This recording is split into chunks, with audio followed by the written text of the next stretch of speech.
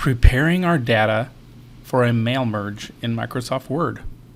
Here in this exercise, we're going to talk about just reviewing the data that we're going to use for our mail merge. Here we have our mail merge list opened here in Excel. As we can see that some of the information is truncated, so one of the first things I like to do is just click the select all here and then double click any one of the border lines separating these columns, and when I do, it auto fits everything so I can see it nicely. Now in this exercise, what I want to do is I want to add my own information to the data set. So in this case, I'll put in Mr. and then my last name and first name.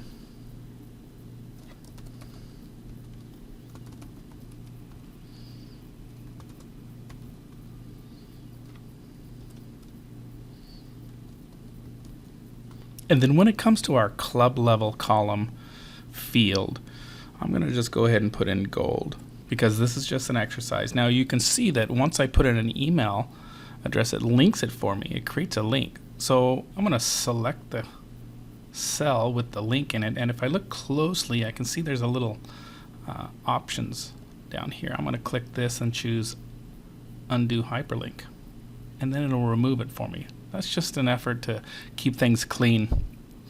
That's all there is to it. Well, thanks for joining me. This has been preparing your data for a mail merge. And remember, knowledge is power. So I encourage you to empower others by sharing.